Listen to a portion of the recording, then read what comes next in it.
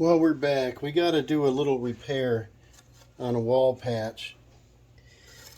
Quite a few years ago, I had a furnace. I was trying a new heat source, and I tried a coal furnace back when they were popular, and it worked well, but I needed a thermostat upstairs.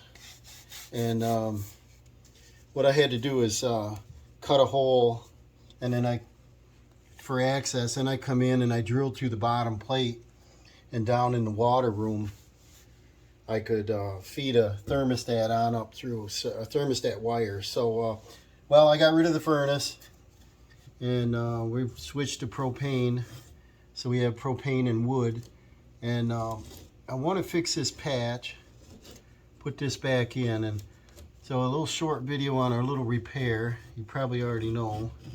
But what I like to do is come through and trim anything on an angle that could interfere with our tape. And I tried to be careful cutting this out, because the bigger mess you make, the bigger mess you got to fix. So see, I'm just cutting a little 45 or so. Get rid of this loose paper, any paint or chipped edges. And then I want to paint. If you saw one of my previous projects there, I was replacing some switches and lights, and I did a bunch of painting. And this is in the living room, and I painted this wall, I don't know, 10 years ago, and it's seen a little abuse, as you see.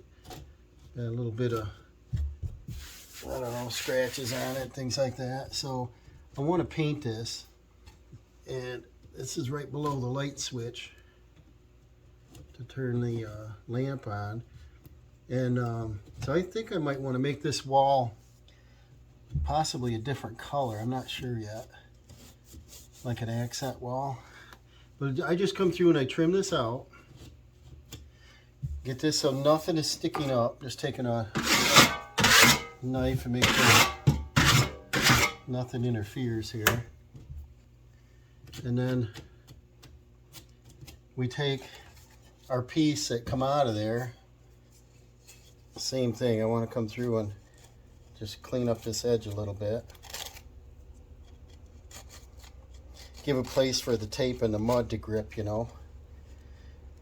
I don't have a utility knife in here, but I have the razor blade.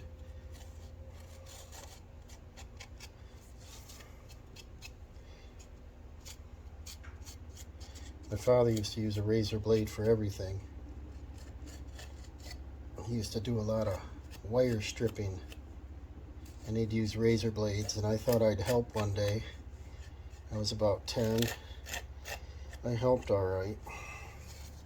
Showed him what color I had. So I didn't strip wire with a razor blade after that. Cut to the bone pretty fast. Okay. So this will fit in, see what way. So I can line this up. Just like that. So now we need a backing on there. And I'm going to take a just a shim piece of wood. Go up the inside, come down, and that'll give us something to, you know, impact against, and we'll put a couple screws in that. I'm going to grab a couple screws, and we'll get them started here.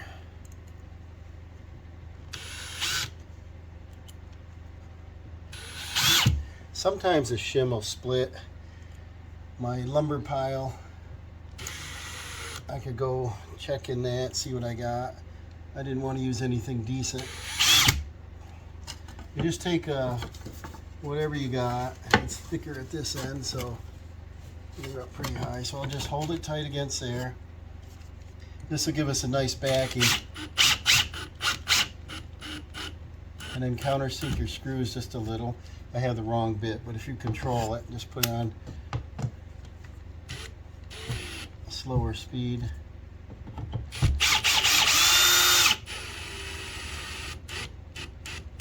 See, the shims aren't cracking. We don't need a lot of support because nobody's going to be banging against this wall. Just above the baseboard.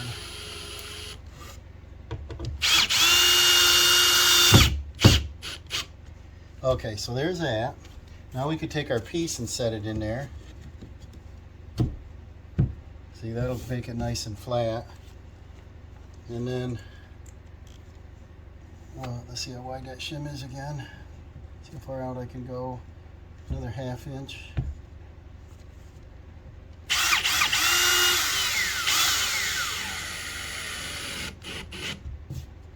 And then what I want to do is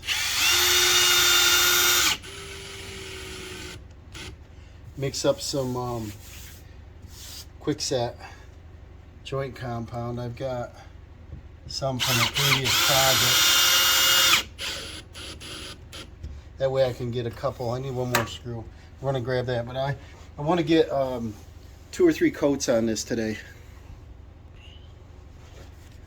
I'd grab another screw.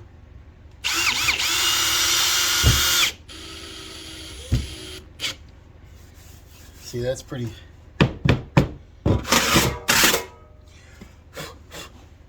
flat, pretty straight. There's nothing sticking out. So next we want to take some mesh tape. I got an open roll left over. A little bit tangled up pieces, but it doesn't matter. Not very sticky, but I can use the same razor blade. Cut this.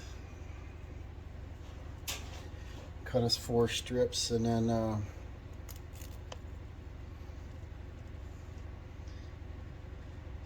keep them out of our dust a little bit. This must be the end of the roll. It's got a little paper on it.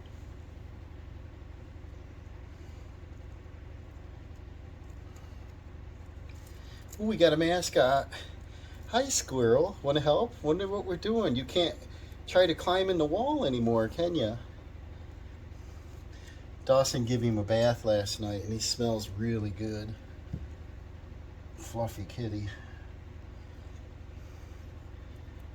Do you want to help do this today? See the tape? You can use paper tape. I got both. I just wanted to use this up. You want to play with the slivers? Huh? Don't eat that. Don't eat that, silly. And then our last piece. Cut off 1 inch or so. That worked out good. I didn't waste anything there. I think paper tape probably works better on a little patch, but this will give it some good strength. And then now I got to mix up some mud. And I'm going to use a little bucket. I put a little water in just to cover the bottom. And I want to, I got some 20-minute left over. I hope it's not too hard. No, it's not. I don't remember what I used this on, but I had it for a project and I kept it pretty dry. I always mix up too much. Everybody probably does, because you think, a little bit more. I hate to get almost done not have enough. Well, we're going to do 3 coats anyway, and I'm going to use the same drill. Take my bit out. Got a little stir I use for paint. Works good for this too.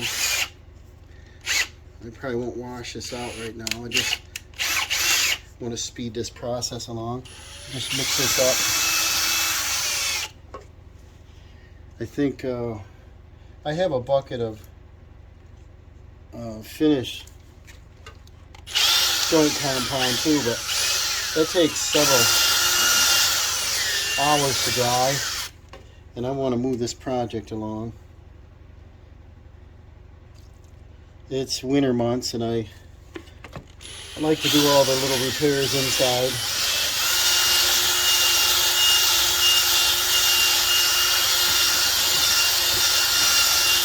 Let's see if I get the right consistency.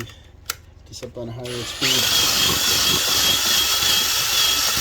I'm not sure if I want to let this slake or not, you know, let it wait a few minutes and restore. I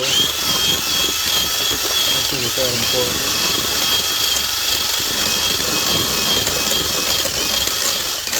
That's nice and creamy. Alright, I'll just let this sit aside here. Wash that out later. And then I want to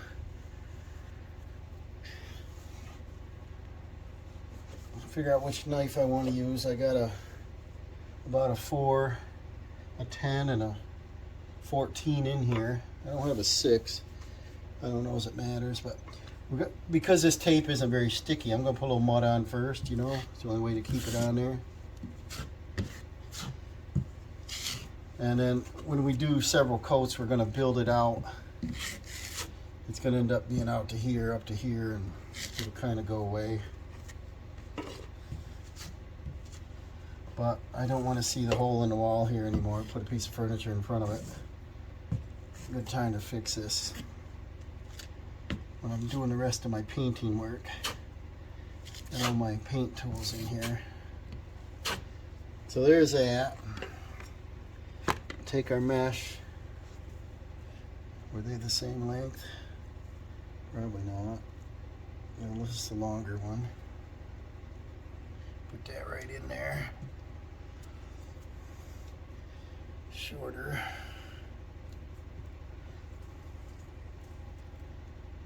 And put them right in there. And then we're just going to take a little dab more mud. Start from the center and go outward so I don't pull my tape off. Don't use much pressure. I don't want it to bubble up.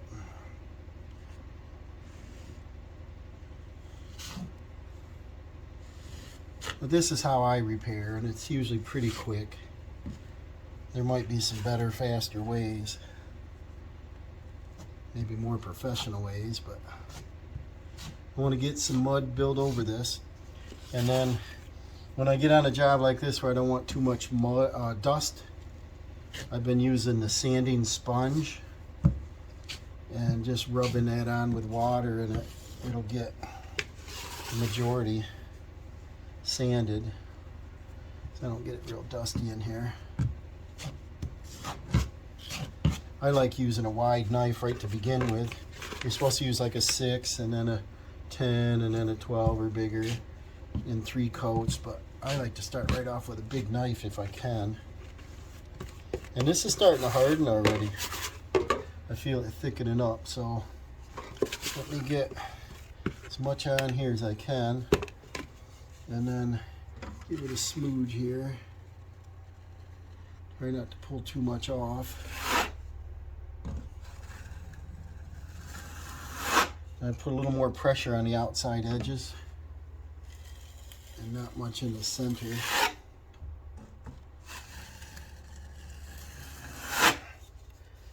And go across this way.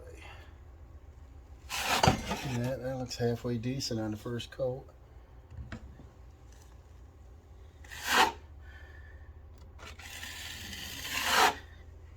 And this will dry.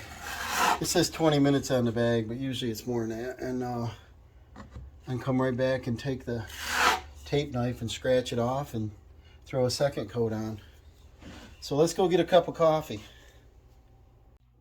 Okay, I went in and washed my tools off, grabbed a cup of coffee and come back, and she's pretty much set up. So I think what I'm going to do, this is at 20 minutes, is I got some +3 pre-mixed drywall joint compound, and I think I'm just going to use a little dab of that. See, it's called Easy Sand, and just sand it with a sponge when I'm done, but I'm just going to apply a little bit on here, real rough like, and then I'm going to use a wide knife, and I might be able to get away with just 2 coats on this. And of course you want to feather it out to the edge. It's an awful lot on there, but I'm going to smooth it out and take some off. I get a little on the baseboard, I'm not too concerned. It's got polyurethane on it, and I'm just going to sponge it like I said when I sand. Just smooth that across a little bit, and then I got to paint this entire wall anyway. So what I want to do is get it on where I think I need it, and then smooth it out.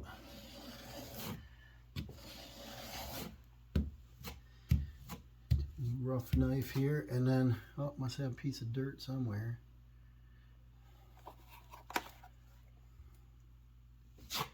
And then take the 14-inch knife, and I'm just going to come up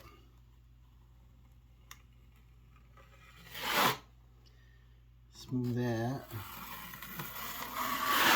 feather it out to the edge, go over it a few times here. Probably have to do a third touch-up coat, but sometimes you're lucky and get it done in 2. And then on these edges, just applying a little more pressure on the outside edge to feather it.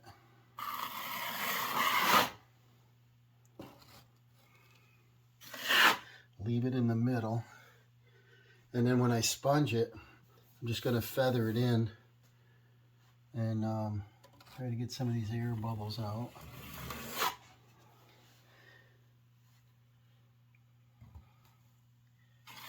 Sometimes you got to go over both directions.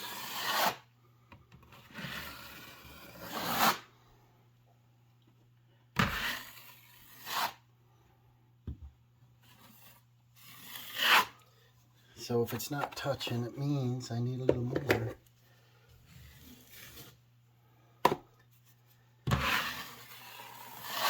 Usually want to feather it out quite wide so it's not noticeable when you're done. Like I said, I think I'm going to pick that, possibly that sage color, give me an accent wall. Almost. Little dab here, little dab here. I'm picking up dirt somewhere, probably when I set my trowel down.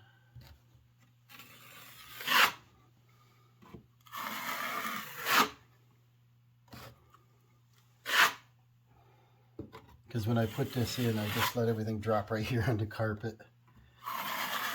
Don't tell anyone, right? Vacuum and clean this right out. So, get this feathered out pretty good. The least amount of sanding I would need. So, there we go. I think I'll leave it at that. I'll give it a little sanding. This will dry. It's on there less than 1/8 of an inch, probably about 1/8 of an inch, and probably give that 3-4 hours to dry. And I'll come back with a wide sponge, wet sponge it, sand it, and I might have to fill in a couple little pocket bubbles here, and then give this general area a good cleaning before I prime and paint. So there's a repair. Kind of quick, not much time. It's going to be solid when we're done.